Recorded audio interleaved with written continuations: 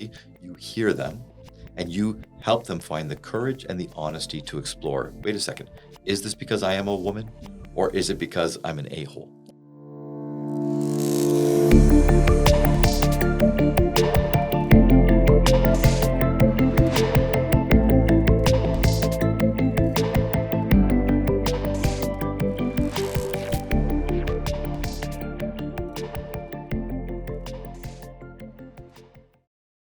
Hello, and welcome to episode 3 of Awake at the Wheel. So today we're going to be tackling a big one. It's the patriarchy. So that can mean a ton of different things, and there's different contexts for it. Specifically, we want to talk about the patriarchy and does it indeed still exist in North America? With that said, we can certainly understand that there's other parts of the world where there are a lot of problems in this area, but we want to focus on North America and what's happening close to home here. So this topic came about because I often think about this. I'm raising a young man, and I want to ensure that he's not afraid to be a man. So being a female leader, being an entrepreneur, being an executive, I've overcome a lot, but at the same time, I wonder, are there others who are battling things that I haven't? So Oren, the man in the room here, I'm really interested to know what you have to say about the patriarchy, what's happening in North America, especially because of your perspective raising 3 daughters. Well, I have nothing to say as a man. I'm going to, as I've said before, I'm going to just sit back and shut the F up and you go ahead. But seriously, it's my age, my status in life, it doesn't affect me as much as it has affected so many young men, whether they're high school students, university students starting off at work, or have gone through the court system, let's say for divorce. And so I'm telling you right now, I have so many men. This is actually fascinating. A lot of my new patients, they will whisper in session, almost testing the waters to see if it's safe. And they say, you know what? Because actually I ask them what they think. I say, what do you think about this Andrew Tate and the developments there? And they all say the same thing. Look, the guy's a D-bag or something, but he's got some valid points. Yeah. And they're terrified to say that because you say that in any other context and some bad things can happen. Yeah. And I think that speaks to a lot of the topics we've been discussing, the divisiveness of it. You either like someone or you hate them. You like what they say, you hate what they say. They're either good or they're bad. But there's so much in between. So with the idea of the patriarchy in North America, I think about leadership because I think that's where, at least, with my age demographic, where it comes up the most. We think about is there an imbalance in the corporate world with regard to females in leadership and what indeed is contributing to that? So with this being my second career, I have had 2 vastly different experiences. In my first career, I did find there was a lot of the, old boys club. I found that my maternity leave really had an impact on the trajectory of my career and where it ended up and didn't end up for that matter. But then in this career, I found, I'll be frank, 2 old white men really helped me to build my career and get me to where I am today. So there's a great dichotomy in that, which then leads me to believe maybe it's not about the patriarchy or whatever people are calling the patriarchy. What is the patriarchy? Let's talk about that, actually. Let's define it. Well, you were saying that, in other countries, it's very clearly defined. It's systemic discrimination against women, where women legally or culturally or socially don't have the same rights and by a wide margin as men. And men have the ability, the power, even sometimes the expectation to abuse the power, to treat women terribly, to treat them as property or something like that. That's in other countries. Here, it's a good question. What metrics would you use to decide the patriarchy? So to me, from what I've seen, and having taught for over 20 years and having taught very many men and women, older, younger, all walks of life, and having worked with so many patients and clients throughout that time, if I had asked all of them the same question, I'm going to get an infinite number of answers, basically. So to me, it's more of it's a feeling in many ways. And now, again, as you're saying, there are certain things where we understand where a woman will be seen differently. There's research that has shown that, if you give 2 identical resumes, one with a male name, one with a female name, the male name's more likely to be high or more likely to be hired, et cetera, right? So there are those things. But what I tell my students, I say, whatever this image is that you think is the patriarchy, I say, look on the ground. what do you actually see there? And if you take any random individual, and I'm going to just give one example, because when people think of the patriarchy, their schema, their kind of their unconscious reaction, a lot of times what they think about is, let's say, violence against women. Is most violence against women perpetrated by men? Yes, it is. Right? But if you look statistically, on any given night, who's more likely to be in a violent altercation? It's a man. Now, he'll be assaulted by another man, Right. right? Do we call that the patriarchy, or do we call that, bad people doing bad things, Right. Things like that. So, and I say this to my class as well. And by the way, I'm just going to throw a bunch of stuff at you, and you'll take care after. But this really upsets some of my students. And it has literally got me disinvited to numerous parties, dinner parties, okay? Because they talk about domestic violence or intimate partner violence, okay? And they talk about, how, again, the patriarchy, where every woman I know, I've had women say this to me, every woman I know has been sexually assaulted, physically assaulted, domestic violence, and so on. And when I say to them, statistically speaking, in Canada and America, every credible study over the last 40 or 50 years has shown the rates of domestic violence are 50-50. Men and women are equally likely to be assaulted by a partner. Yeah. When I say that, they can't handle that because it goes against their schema of, no, the patriarchy, that doesn't happen to men, number one. And number two, and again, I'm just throwing this out here, we can dissect it afterward. When we look at different types of pairings, heterosexual pairing, male-male, female-female, the most violent pairings every single time, all the studies, credible studies show, it's woman-on-woman violence. So a lesbian relationship will have more domestic violence, like 3-4 times more likely than a heterosexual partnership. So is that because of the patriarchy? And by the way, what they'll say to me that is, well, those women must have internalized patriarchy, internalized misogyny, right? So to me, the patriarchy it's a belief system. It's an assumption. And no matter what evidence you show, people are going to always come up with a conclusion that allows them to maintain this belief that, no, still the patriarchy. Yeah. So you covered a lot there, and the question that comes to mind for me then is, if it is this belief that people are going to take along with them wherever they go, where is that coming from, first of all? And second of all, is it an excuse to not achieve? And I hesitate to say that, but like a lot of the topics we've been talking about within the scope of diversity as a whole, are people allowing this to inhibit their progress or use it as an excuse? Right. And I do think in many cases that is true, and it's really sad. So as you say, I have 3 daughters. They happen to be biracial, as is your son. So we have, again, if I wanted to play the intersectional check mark game, and they know what I try to model for them via my mother, for example. My mother opened up Ontario's first sex store with her business partner, who happened to be a woman. Everyone, her accountant, or like so many people in her life, the people in power and so on, were all women. Yeah. Every employee at her store at first were all women. A few years later, she started hiring men, and by coincidence, they all happened to be gay men. So my norms were not your normal norms. Yeah. And no one ever said to me, she's a woman, therefore ABC. He's a gay man, none of that. Yeah. So I saw the people. I learned from a young age to see the people based on their actions, their attitudes, who they are as a human being, and not these labels. Yeah. So I have a different perspective, from many people. Yeah. I let my daughters know that, again, I want them to kind of emulate my mother in ways of, she's got ovaries the size of basketballs, okay? So I want them to, to see that. Yeah. And on the other hand, I also want them to see their mother, my wife, who's more of a traditional, stereotypical, who happens to be Japanese. And, she's a domestic engineer, and that's she's a stay-at-home mom, okay? And I say, look, there's nothing wrong with either of these. If something brings you fulfillment, right? Absolutely. Right? And if you're doing good by others, I say to my kids, I go, look, they know their mom puts everybody first, okay? And some people would crap all over her and say, you shouldn't do that because, you're just subjecting yourself to the patriarchy or whatever.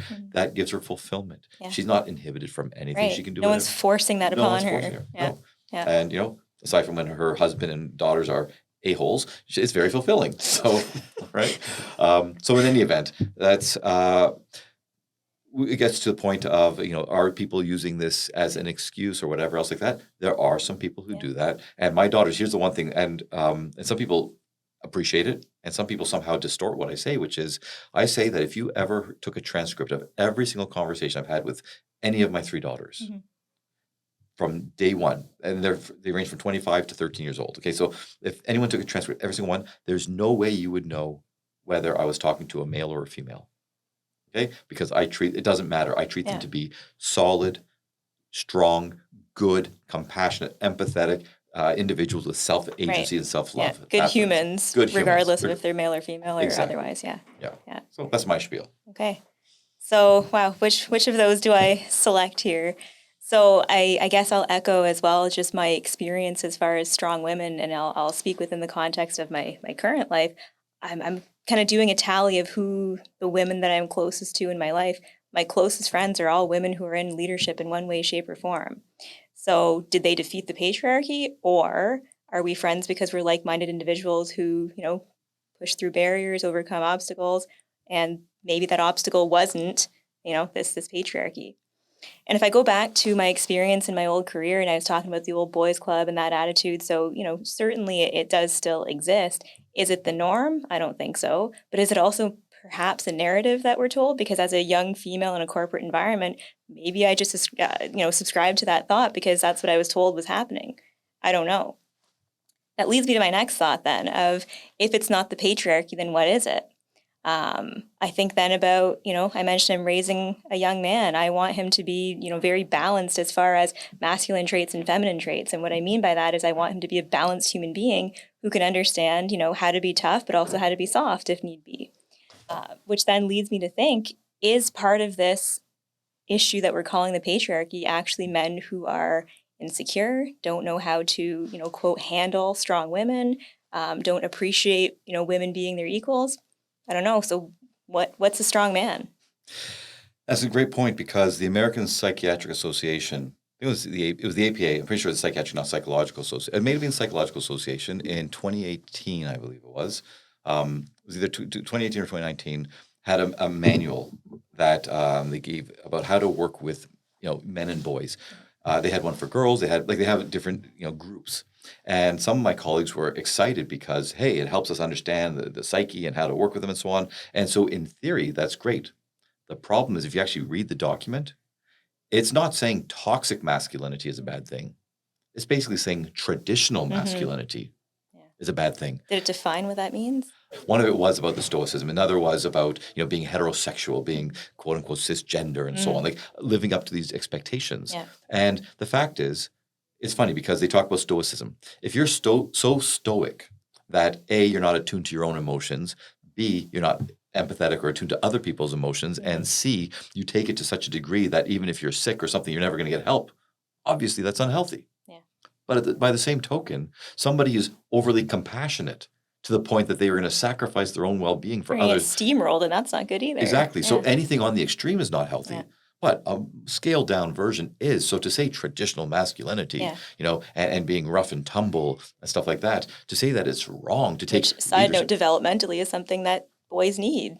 Exactly. And as you said earlier, people get hung up on these labels, okay? To say, like, what's a strong man? Well, again, there are many different definitions, but to me, a strong man, and if you ask me, I'd say it's a strong woman as well, is someone who has a sense of accountability, responsibility, wants to be a provider, wants to take care of other people, wants to, the accountability is the biggest part, I would say. But once again, I hold my daughters, I hold my patients, I hold my students to the same standard, male or female. It doesn't matter. Yeah. So, so that's a problem that people want to put these labels on, and that they get hung up on this masculine, feminine terminology. As you're saying, like we all have, every person should have a balance. They don't, but we have masculine and feminine traits. Yeah. And if you're too tilted one side or the other, whether you're male or female, it's not healthy. But if it's pretty balanced, yeah. So let's talk then about because I think a lot of the criticism from feminists about family dynamics in general is, as you said, this being protected and being taken care of. I think that a lot of feminists denounce that and like, well, I don't need a man to take care of me, and so on and so forth. And I think that that's causing a great deal of issue in terms of traditional family values and traditional family structures, which in turn I think is really impacting the way that boys are being raised, kids in general, but we're talking about men as well. I think that has a huge impact on it. They're not seeing, and let me clarify, I'm, again, a businesswoman, I'm an executive, I work my butt off, and my son sees that, but he also sees me being a feminine, loving mother and a father who, is also balanced in those two characteristics. So I suppose my point is it is part of this, a change in family dynamics and attitudes towards family dynamics, um, and feeling like we don't need that. And the problem, first of all, you're right, it is. There is a change. It's an unhealthy change. Yeah. And the problem is that when you try to have a discussion about this, the people who are supposedly the most compassionate and tolerant are the least compassionate or tolerant because they're going to call you all kinds of names. Either you're a misogynist or you have internalized misogyny. Again, there's a conclusion already baked into their belief, and every answer will always end up at that conclusion. No matter what you say, it has to be the patriarchy or misogyny and so on. And so when we talk about, let's say, the family dynamic, family structure, if someone says, statistically speaking, having two parents, okay, and let's say you have two men or two women, okay, well, if they balance out the masculine feminine side, you can make it work. Okay, but it's also tricky because if I were a single father raising my daughters, when there's certain things that that women go through, I can read up on it and so on. Yeah. I can try to fake it, but it's different than a woman who's actually gone through it herself, and vice versa. Yeah. So to deny that, or to say that by even hinting at it, suddenly now I'm I'm homophobic or something like that. It's like that's how people shut down these discussions. Yeah. It's the antithesis of critical thinking. Absolutely. Right? They're ready to pounce with labels. Yeah. And that's just like with the patriarchy as well. And I'll tell you right now, anyone who throws these labels out, almost without thinking, it's a string of things. You're a misogynistic, blah, blah, blah, blah, blah. That shows that they don't have the critical thinking, which means that they don't have the mental, emotional, psychological wherewithal to discuss difficult topics with the nuance that they deserve. Right. And to boil it down to just something as, finite as, well, it's the patriarchy and that's that really demonstrates that lack of critical thinking. So I'm jumping around a little bit here, but I want to go back a little bit to the work world and the corporate world. Right. And I'll say to our listeners, Oren and I don't talk about a lot of these topics ahead of time, but over lunch we did mention to each other my experience with media that I've consumed talking about female executives having to act masculine. And I really take issue with that because I don't think that I've faked anything or behaved in a certain way to trick my way into the position that I'm in. I'm just myself, and what that is a hardworking, honest, respectful, integrity-filled person. So I don't really buy into this. Women have to act masculine or excessively masculine in order to achieve things. Right. And by the way, I think you said when we were discussing during lunch, you said act like a man. Yeah. Right? Yeah. And if someone said act more masculine, I'd say, okay, sometimes you need some of that masculine trait, right? And a woman can have that just like a man can. Yeah. Just like a man who's in a powerful position, he has to have the feminine side, the compassion and so on, right? Yes, but for people to either say, yes, you're selling yourself out or this is unfair and so on, there's only one thing, well, there's a few things, but one of the few things that's truly unfair, and it's funny because I had Jordan Peterson come to my classroom before he became the Jordan Peterson. Yeah. And I asked him this question. I said, look, what about the fact that men don't have to give birth? That is the biggest disadvantage in the in the business world where women have to take hugely, huge, and anyone who denies that, right? And his answer was basically, well, yeah, too bad. Kind of. He wasn't saying uncompassionate, but he's saying that's just the way our bodies and our are designed, and that is an unfortunate. That's the straw that we pulled. Yeah, exactly. So so. We can't just to throw up our hands and go, well, it's too bad is obviously insufficient. Sure. Right. To deny that it's real is a distortion, is delusional. Right. But and I think some societies, I think Canada's been pretty good, have tried to compensate to some degree. But the reality is that it sets people back. And I've had a number of patients who are, let's say, interesting one is usually lawyers. So they are women. They were ambitious. They were climbing the ladder. And as soon as they had a family or had a baby, coming back to work, they had a very different perspective. Yeah. And right? I'll echo that. It was hell going back. And I'll share part of my husband and my story as far as deciding who was going to take the parental leave, because at that point, husbands were able to take anything beyond the first 6 weeks. Both of us were at similar points in our career as far as positive trajectory and working towards management leadership positions. But the fact remained that it wasn't about, I'm the woman, so I have to stay home. It was that he made more money than I did, and we were going to go down to one income. Right. So logistically speaking, pragmatically speaking, that's what made the most sense. But I wasn't expecting the huge hit and the huge impact that was going to have on my career. I was pretty bitter about it, pretty angry about it. But to be quite honest, now that I look back on it and look at it more factually, to your point, that's just the way it is. As an employer, I'll say, and this isn't to denounce anyone taking a maternity leave by any means, but as an employer, I can understand that if somebody goes away for a year, the employer has to figure out what to do in that person's absence. That's just the way it is. Should they be treated poorly when they come back? Of course not. There's laws that protect them and so on and so forth. But the fact remains it's going to have an impact. Right. And that's the difference, let's say between Canada or the States and other countries where we have laws in place. So when people talk about the patriarchy in countries where they don't have that, where it's truly systemic discrimination, we don't have that. There's individual in the law books, right? The laws are pretty clear. You cannot discriminate based on sex. Now, do some people do it? Yes. And do they often discriminate against men in that regard as well? Yes. If so many men today, and again, here's the thing: the black and white thinker, they hear me saying, "Here's the other side," right? And they think it's a zero-sum game, thinking that if I'm saying men have this disadvantage, that I'm somehow negating the disadvantage that women have. It's like, no, they can both be true at once, right? And I'm not saying, oh, poor men. All I'm saying is, when you talk about some unfortunate circumstance for women, to pretend that men don't have their own would be ridiculous. And by the way, for the patriarchy, and this is a bit of a trope, I hate to bring it up, but it's true. When you say the patriarchy, well, let's see, who's got the longer lifespan? By far, women, right? Who dies in wars? Men. Who dies at work? Men. Suicide? Men. Addiction? Like, there are so many metrics on which, or by which men are doing much more poorly than women. So for a patriarchy, we're doing a pretty crappy job. No kidding. Yeah. Okay? Yeah. At least in Canada. And then the sad thing is, again, it starts, we talked about this in the very first episode, these ideas get promulgated so widely in academia, okay? And it just becomes a fact, right? And if you deny it, it's like you're denying gravity. And so it starts there, and then it seeps into other places. And if you look at it in the universities, grad schools, high school, and all the way down, girls are doing better than boys on virtually all metrics, academically speaking. Yes, absolutely. Right? Boys have been failed. And again, I'm not saying that girls have it easy, because there's a lot of crap that girls obviously have to go through in school, university, and so on.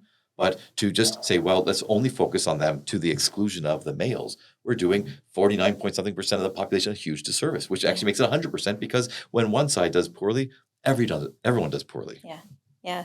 And I think one of the challenges here too is, the trickle down that's having is, one of the boards that I sit on, there is a substitute chair that was sitting in, and lovely human being, but apologizing for being a man, apologizing for being cis.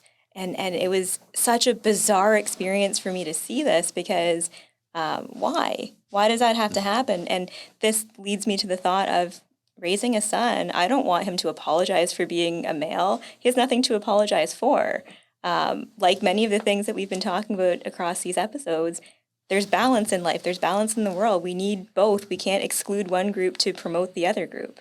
Right, exactly. And I'll just say two things along those lines. And people don't think about this thing, because, again, the patriarchy is a concept. It's very easy to talk about abstract concepts because it's divorced or detached from the reality on the ground. And for people like us, where we work with the real people, and we see it every day, we can't do that. We shouldn't do that. We're being derelict in our duties if we do. So I'll just tell you a couple of stories. One of my patients many years ago was a woman, and she had been horribly abused by her mother.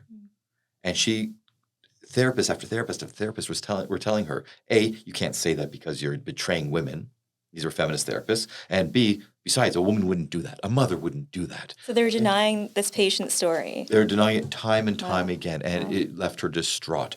And, and I saw the impact, and the fact, and it made me so I had such disdain for anyone who would say that, who would deny her experience. That's one. And then, which, as a side note, as therapists, is not even remotely our job to determine what did or did not happen. Right. Per se. Exactly. And another therapist, now this is a male who he was an alcoholic, and the person kept trying to tell him, the therapist was trying to tell him, it was because of your father. It's because of your father. He's like, my father's a really good, solid guy and everything. If anything, it was his mother. But again, they're trying to ram down this ideology on him, because these incompetent and unethical, I'm going to put quotation marks around, professionals or mental health professionals were given a script. They were told this is how it is. This is the kind of thing you see in the APA booklet. Now, they don't say that explicitly, No. but if that's where your knowledge comes from ideology that's not backed by reality, Right. and then again, they're bringing this into treatment or in any other capacity, the damage it does to somebody, that's the exact opposite of empathy, because you're not seeing from that other person's perspective. Right.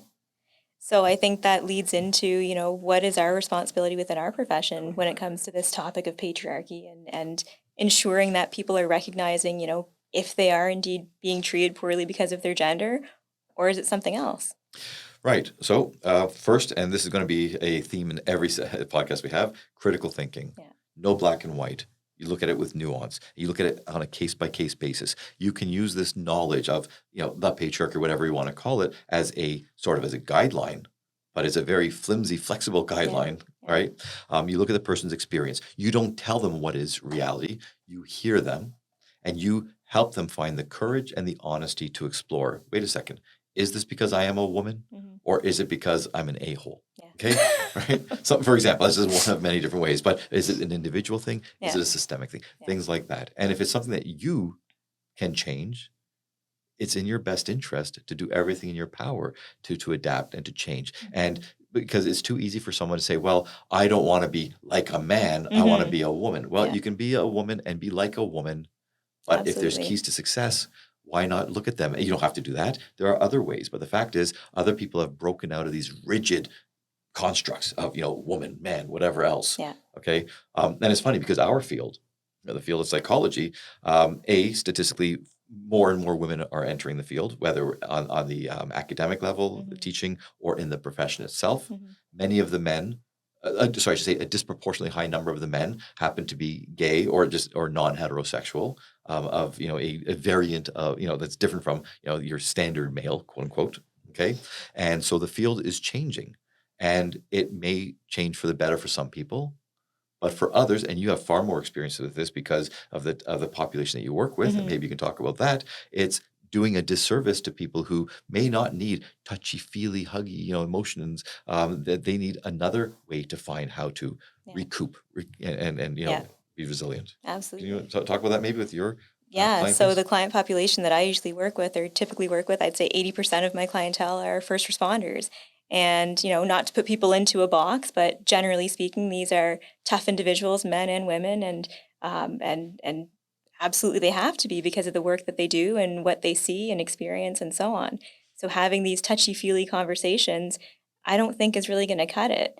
The choice of words that I use sometime and the tone that I utilize maybe would be acting like a man, but indeed what it is me, matching where they're at. And that's a term that's used often in our training and in our profession is, meet the client where they're at. But I feel like that's not happening that much anymore. Right. And they're being forced to have to go by a different operating system than what works for them. And again, it goes to the black and white. If we know in first responders and that there's a culture of toughness, many times to their detriment. Yes, unfortunately. Right. Yeah. And so over the last number of years, thankfully, there's been a shift in perspective, and they are able to talk about and everything like that, right? But the skilled therapist or psychologist and so on has to be able to know, how far do I go in this direction? Right. How far in that direction, right? Don't impose something on them, or especially when they're not ready. Yeah. I have cops and firefighters and veterans break down and cry and everything like that. Great, that we're reaching somewhere. Yeah. But I don't tell them you're going to have to do that. When they feel safe, non-judged, comfortable enough, that's when it's going to happen. But and facilitating that comes from speaking to them in a manner that makes sense to them and is appropriate. It makes it safe, exactly. Yeah. Yeah. So, and so there's so many areas in which we can just attack, or from which we can deal with this issue. And so I would think that future podcasts we're going to be dealing with these more and more and more. Absolutely. Right? But so I'm going to ask you, if let's say a male or a female or both comes to you and talks about I'm having difficulty dealing with the patriarchy. They may not use those words, but that's the implication. So what do we do with this? Yeah. So I would say, whether it's to a male or to a female, and you alluded to this earlier too, it's more about keys to success rather than, do I have to behave a certain way or look a certain way and so on and so forth. And I'll use myself as an example here. pink is my favorite color, and it's what I usually wear most of the time. I wear makeup, I do my hair. I'm outwardly very feminine. However, and this isn't me saying I act like a man, but in terms of many of my qualities, I would say that I'm, leaning masculine. I'm tough, I'm outspoken, I'm assertive, so on and so forth. There's a number of different qualities, but that doesn't mean that I'm behaving in a way that is disingenuous to who I am. I've identified what are the keys to success in terms of the goals that I have, the things that I want to attain in life, and I've governed myself accordingly. I think it's pretty simple if we break it down like that. Right, exactly. And it's individualistic, it's idiosyncratic, whatever works for that person. And but they have to be honest with themselves. And so if someone being a woman and being very sexy and this and that, if it works for them and she genuinely does not feel that she's being exploitative, that she's selling herself short or anything else like that, if that works, all the power to you. So be it. Right? Yeah. Or if you use that and you incorporate it with a tough mind and a savvy mind and so on, and that gives you that extra edge and so on, so be it. Yeah. Right? We know that statistically speaking, a man, the taller the man is, he's going to have a higher salary. It's not a simple cause and effect relationship, but the fact is there are certain attributes, there's certain behaviors and tendencies that will help males or females or this or that function better, right? So as you said, it's helping the person find what works best for them. Yeah. And you were saying about not being disingenuous to yourself. You want to be true to yourself. Yeah. And I'm just going to add one more thing. And this is going to be a word that's going to come up through all of our podcasts. I always promote in my classes and in my sessions, I tell people, I say the key, and there's a backstory to this, so I'll say it another time maybe, but the key to knowing whether you're succeeding in life, whether you're winning in life, okay? If you ask everybody, the most common word you're going to get is happiness. Okay. And I go, happiness is good, but I don't sell happiness. You can rent happiness for an hour. Yeah. Okay. The best answer is fulfillment. Yeah. All right. And I say to people, there's two types of fulfillment. There's fulfillment in the moment. If, for example, going out and dressing sexy, whatever else like that, that feels fulfilling, it feels good for you in the moment, great, do it. But the second type of fulfillment is you project yourself to the end of your life and you look backward. And if you say, you know what, I spent my entire life just going out looking sexy, you're probably not going to feel so fulfilled, right? Yeah. So it's helping somebody, and I say the combination of meaning and purpose, right? Male, female, doesn't matter. If you find what is, gives you meaning and purpose, fulfillment. Whatever that is. Whatever that is, and it feels like and it resonates with you. You're not lying to yourself. If you have to adapt or adjust certain things, if you're too soft, man or woman, and you need to toughen up a little bit, so be it. I tell people it's a spectrum. We're not going from 0 to 100. You're going from 0 to 8, maybe 20. Toughening up's not a bad thing either. And I think, it's a whole other conversation, but that's one of the things too, is that a lot of these attributes have been demonized. Right, exactly. And again, if you're a young boy being told that being tough or stoic or wanting to, to take charge of something that is somehow toxic masculinity, what does it do to you, right? And if you're a girl who sees a boy doing that and now you're terrified because you think he's a monster, again, we're not raising healthy-minded children. And those unhealthy-minded children become adults. So in any event, again, I know that this is going to be, as with all of our topics, it's going to permeate other podcasts. Definitely. I look forward to that. And until then, keep your eyes on the road and your hands upon the wheel. Until next time, everyone. As much as we love listening to ourselves speak, especially me, we would love to hear from you as well. So our emails are in the description below. If you would please write to us with your questions, feedback, comments, topics that you'd like us to cover. We can do this together, the two of us, but it's much better if we do it together. So we look forward to hearing from you, and we are going to have a segment called Rounds Table, where we're going to discuss the feedback and the questions and so on from our audience, and we will take it to the next level. We're going to help you be able to deal with some of these issues that you might be bringing us, or it's going to be a topic for us to explore together. And we really look forward to building a community of like-minded people who want to do right by others, not just for themselves.